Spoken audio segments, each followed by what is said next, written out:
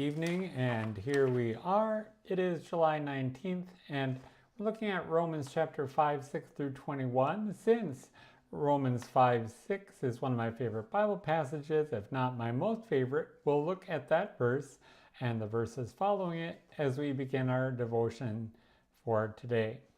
So, if you want to know why all Paul's gospel metaphors are true, if you want to know why we have peace, hope, reconciliation, and salvation, you need look no further than Romans 5, 6 through 8, which says, "For while we were still weak, at the right time, Christ died for the ungodly.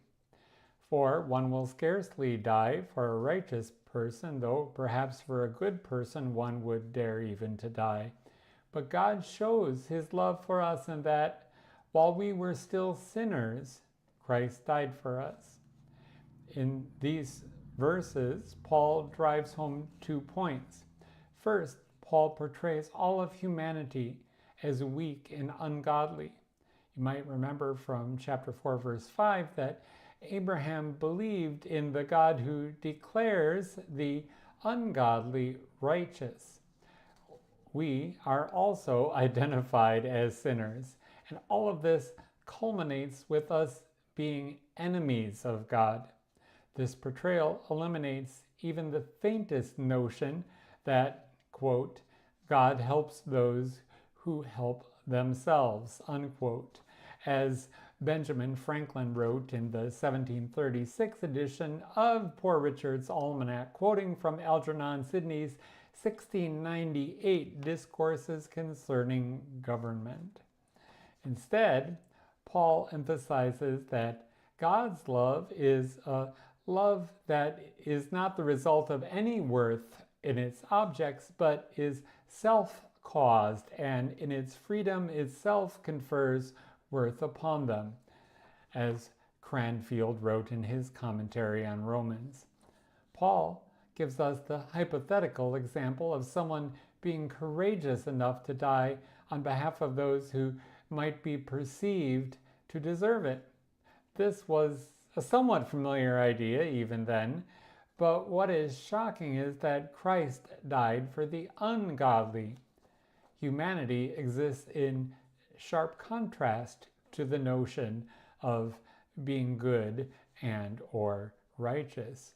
For we, as I mentioned, are weak, ungodly, and sinners, which Paul points out. And there is also a contrast between us and Christ. Paul repeatedly describes the purpose of Christ's death. He died on behalf of sinners. This death of Christ on behalf of sinners is a major theme in Paul's writings. Really is the second point here.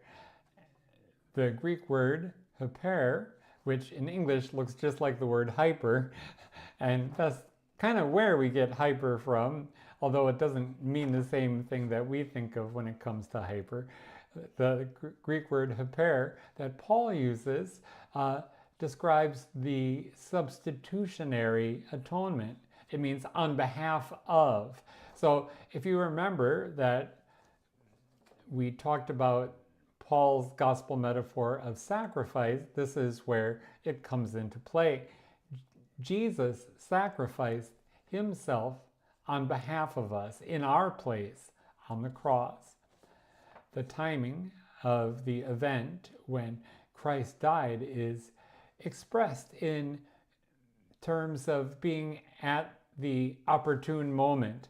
This is equivalent with the expression in the fullness of time. In other words, it happened when the momentous time presented itself for Jesus to fulfill God's promises that marked the beginning of the end times, and also the occasion then for the outpouring of the Holy Spirit to take place following Jesus' ascension. So, when Paul says that God demonstrates his love for us in this way, he is emphasizing the personal nature of God's love.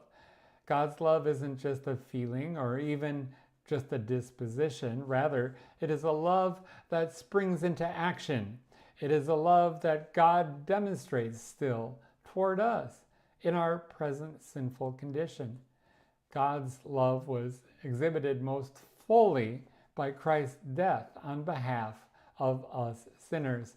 God poured out his love upon us then, and now it remains in our hearts by the power of the Holy Spirit. May God be with you and bless you and all.